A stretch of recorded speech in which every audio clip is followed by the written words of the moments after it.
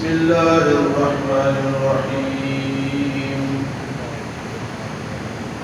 ما أصاب من مصيبة في الأرض ولا في السماء ولا في أنفسكم إلا في كتاب من قبل أن نبرأها إن ذلك على الله يسير لكي لا تأسوا على ما فاتكم ولا تفرحوا بما آتاكم والله لا يحب كل مختال فخور الذين يبخلون ويأمرون الناس بالبخل ومن يتول فإن الله هو الغني الحميد.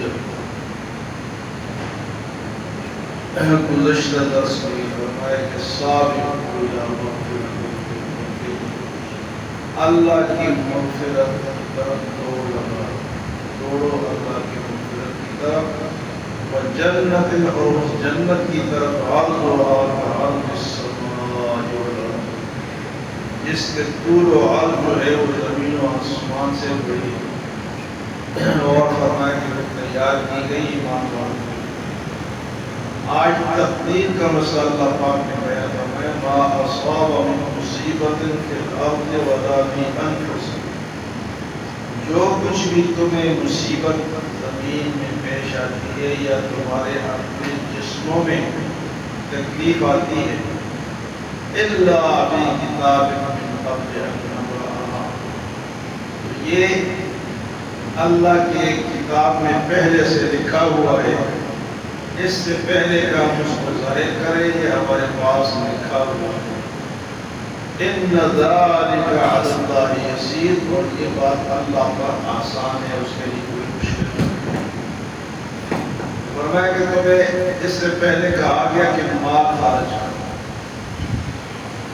تو یہاں بتایا گیا کہ بعض دفعہ انسان کہتا ہے کہ مال خرچ کریں گے تو یہ تو مصیبت کے وقت ہمارے کام آئے گا تو اس کو خرچ کرنے بخل کرتا ہے.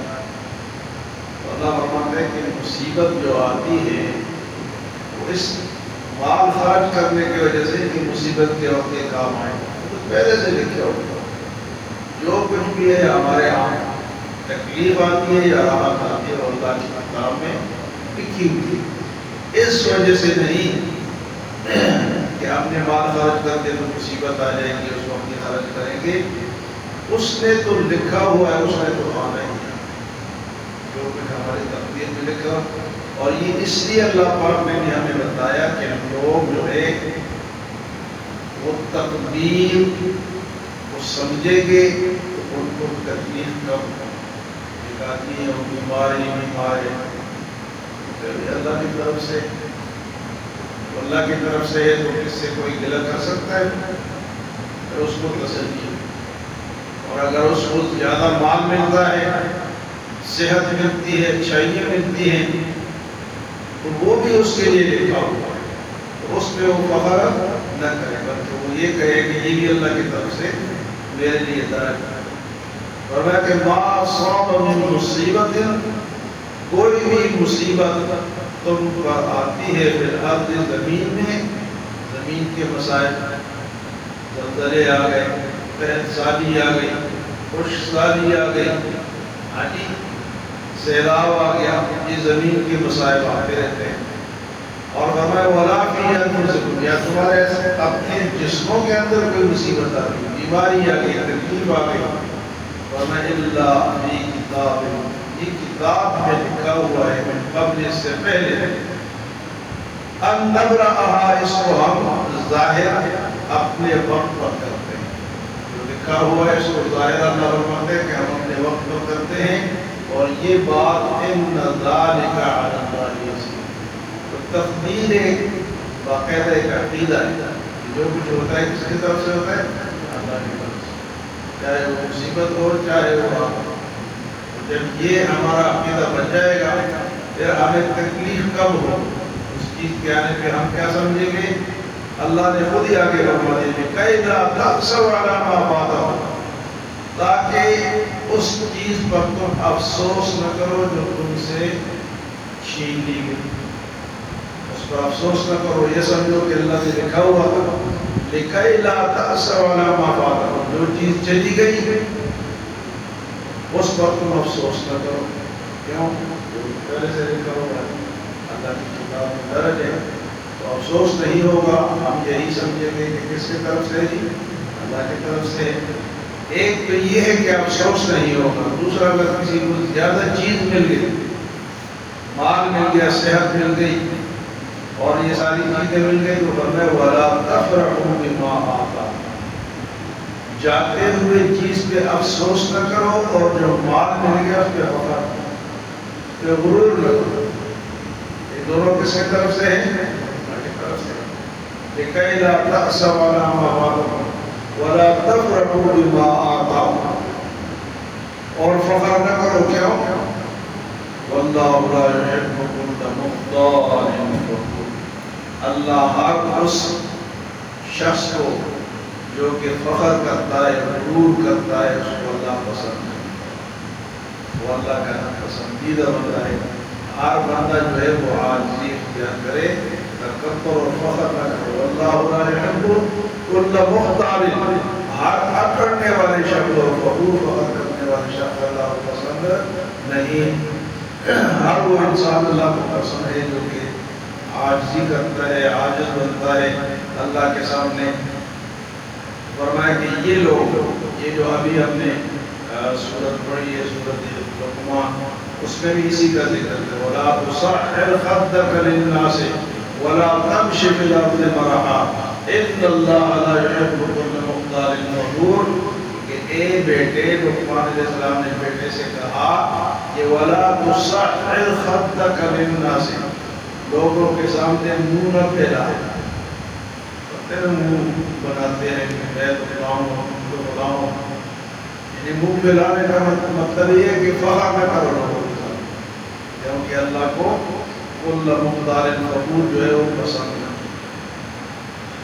اس کے بعد اللہ نے بخیلوں کی مذمت فرمائی، الذین یبخلون، وہ لوگ جو بخل کرتے ہیں۔ بھئی بتا دیا کہ مال اگر آیا ہے تو کس کی طرف سے؟ اللہ کی طرف سے، اور اگر دے رہے ہو تو بھی اللہ کے مال میں سے دے رہے ہو، بخل کیوں کرتے ہو؟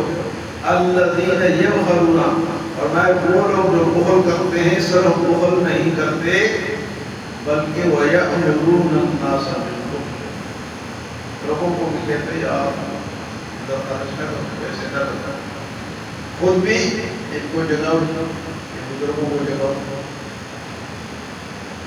آپ جاگو جی، سیدھے بیٹھو، آہستہ رہیے، آگ اٹھاؤ، آگ اٹھاؤ تو آپ کو نہیں ہے۔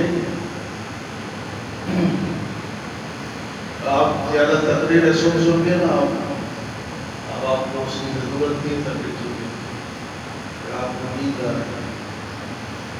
جو لوگ زیادہ تقریر سنتے ہیں نا، پرواہ نہیں کیا کرا جائے، تو اس لیے تھوڑی دیر ہوتی ہے، اس میں جاگ کے بیٹھے، سننے کے لیے بیٹھے ہیں۔ اگر آپ بندہ سوتا ہے تو کتنا بیٹھے جائیں، تاکہ فضول بیٹھنا کا فائدہ تو نہیں۔